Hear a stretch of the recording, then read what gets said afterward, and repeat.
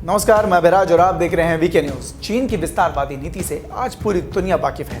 सब जानते हैं कि किस तरह से ड्रैगन अपनी दोगली नीयत के चलते छोटे और कमजोर देशों को डरा धमकाकर वहां उनकी जमीन पर जबरन व्यापार करता है या फिर उनकी जमीन पर कब्जा भी कर लेता है। लेकिन जब उसकी यही दोगली नीति, यही दोगली नजर भारत की सीमा पर पड़ी तो हमारे वीर जवानों ने उसे ऐसा मुंह तोड़ जवाब दिया कि उसकी चारों खाने चित हो गए और उसे उसकी औकात याद आ गई।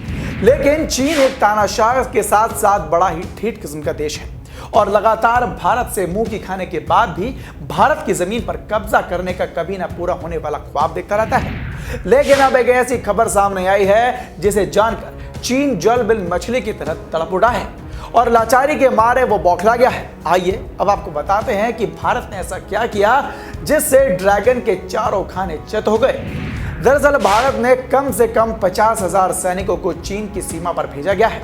न्यूज एजेंसी ब्लूमबर्ग ने यह खबर देते हुए चीन से मुकाबले के लिए भारत के इस कदम को ऐतिहासिक बताया है। एजेंसी ने 4 अलग अलग सूत्रों के हवाले से कहा है कि भारत ने पिछले कुछ महीनों में चीनी सीमा से सटे 3 अलग अलग इलाकों में सैन्य टुकड़ियों और युद्धक विमानों को तैनात किया है ताकि युद्ध के वक्त भारत की तैयारी देख चीन की रूह कांप उठे। इस तरह भारत ने चीन की सीमा पर नजर रखने के लिए करीब 2 लाख सैनिकों को तैनात कर दिया है, जो पिछले साल के मुताबिक 40% ज्यादा है। हालांकि भारतीय सेना और प्रधानमंत्री कार्यालय यानी कि पीएमओ में से किसी के भी प्रवक्ता ने इस संबंध से जुड़े किसी भी सवाल का सही तौर पर जवाब नहीं दिया है और ना ही कोई प्रतिक्रिया दिखाई है। आपको बता दें कि भारत और चीन के बीच साल 1962 में 2 युद्ध हुए थे।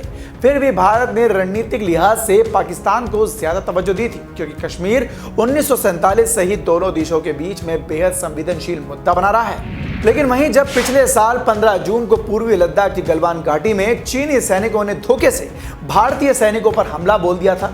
लेकिन आपको बता दें कि यह धोखा कोई नया नहीं है। यह धोखा तो बरसों से चीनियों की रगों में बहता आ रहा है। तब से प्रधानमंत्री नरेंद्र मोदी ने पाकिस्तान के साथ साथ मामले को ठंडा रखकर चीनी सीमा पर फोकस करने की रणनीति अपना रखी है।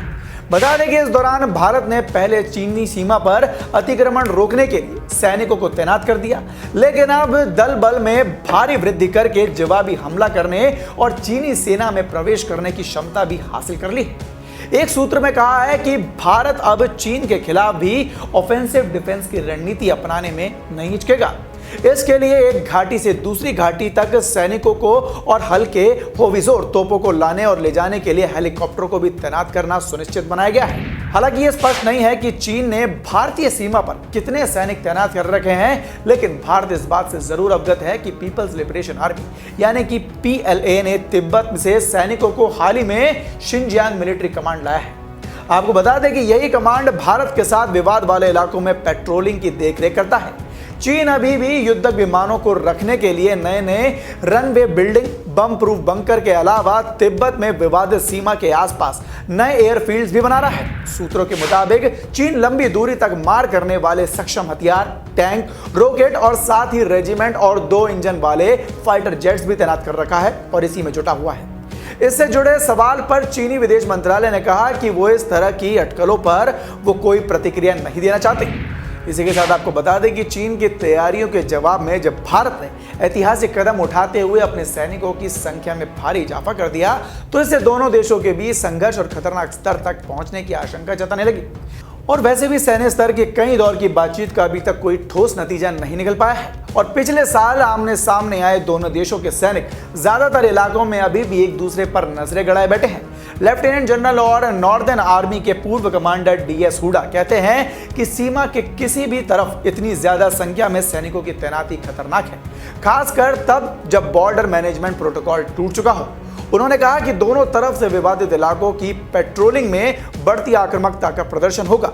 ऐसे में स्थानीय स्तर पर छोटी सी भी घटना बड़े संघर्ष में बदल सकती है। सूत्र बताते हैं कि कभी पाकिस्तान से आने वाले आतंकवादियों के लिए तैनात 20,000 सैनिकों को अभी चीनी सीमा पर उस जगह लाया गया है जहां पिछले साल चीनी सैनिकों के साथ कई झड़पें हुई थी। ऐसा लगता है कि भारत अब हिमालय की पहाड़ियों पर अपने सैनिकों की संख्या आगे भी इसी तरह से बरकरार रखेगा।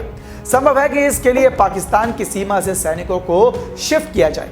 तो चीन के खिलाफ भारत के इस बड़े कदम पर आपकी क्या राय है, हमें कमेंट बॉक्स में कमेंट कर जरूर बताएं और देखते रहें वीके न्यूज़। धन्यवाद।